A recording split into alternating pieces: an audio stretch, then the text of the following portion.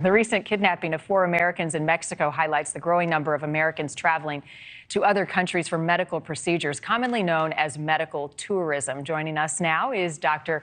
Richina McCain. She is, Richina Bicette, an emergency medical physician. It is good to see you this morning. I'm going to talk about the medical tourism, but when it comes to stress, and I don't mean to throw you a curveball here, but managing stress regularly, is there a stress test that we should all be undergoing? I wouldn't say there's a stress test that we should all be undergoing, but there are different markers, hormone markers, and different questionnaires that you can take online that can kind of evaluate and show your levels of anxiety, depression, and stress affects both of those things. There are free tools available. So if you think that you're under a particular level of stress and you're having anxiety because of it, it's easy to Google one of those questionnaires and see if you possibly need to see a medical professional to help you manage those issues. All right, thank you. Great answer. I've got a twitch in my eye. Maybe need to investigate that a little further. All right, so let's talk about the situation in Mexico. It is of high concern, but it is also very common for people to be crossing the border for cheap medical procedures. Is money the driving factor of this medical tourism that we're seeing? Money is absolutely the #1 driving factor of medical tourism. If you go to places like Latinx countries, Mexico, Dominican Republic, and Colombia, medical procedures can be 50% cheaper, up to 80% cheaper than they are in the United States. But that's not the only driving factor. We also have to consider access to care. For a lot of people who are attempting to undergo cosmetic procedures, some of the most popular and the best surgeons in the United States have wait lists that can be up to a year, 2 years long. So you can access care a lot quicker if you go to some foreign countries. Talk about some of the risks and complications involved in these surgeries. Is it actually doctors that are performing them? Well, that's to be determined. There have been reports of people who have gone overseas for medical procedures that say they woke up during the surgery and saw someone operating on them that wasn't their surgeon.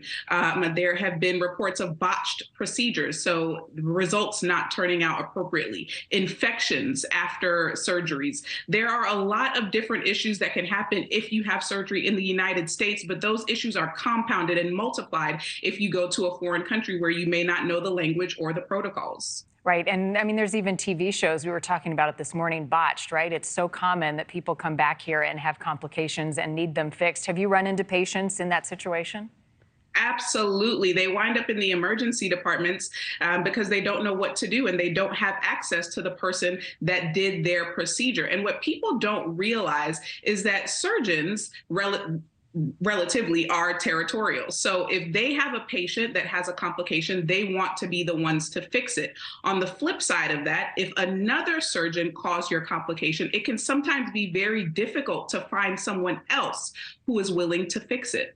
What are some of the most common procedures? I hear a lot about dental work, but why are people crossing the border? What are the deals they're getting on certain procedures?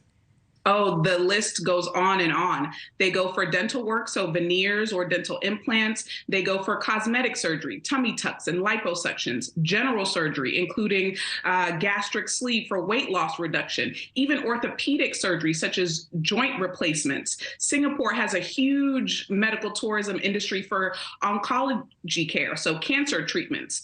There's a long list, and it's never ending. So it's not just Mexico. I mean, it seems easy access to be able to drive across the border for a quick procedure, but people are flying all over the world for cheaper medical work. Absolutely. Mexico, Dominican Republic, Colombia, the Middle East, specifically Turkey, they have a very big industry for hair transplant. I mentioned Singapore for their cancer treatments. Thailand, India has great hospitals that do orthopedic surgeries. It's really all over the world. And in terms of advertising, how are Americans finding out about these doctors, if they are doctors elsewhere? Are they reaching out to people? Where's the connection being made?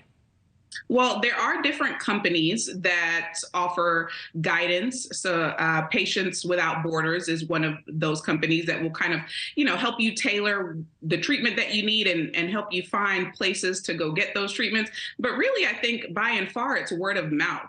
With the advent of social media, there are lots of groups on Facebook, on Instagram, with patients who are displaying their results, giving testimonials about their physicians, whether positive or negative. And that's how a lot of people kind of find their doctors. If someone is determined to go, what is your advice? Well, there are a few things that you can do to help reduce your risks. First and foremost, if you're planning to go overseas for a medical procedure, see your physician in the US and make sure that you are medically cleared and safe to undergo the surgery that you are attempting to have.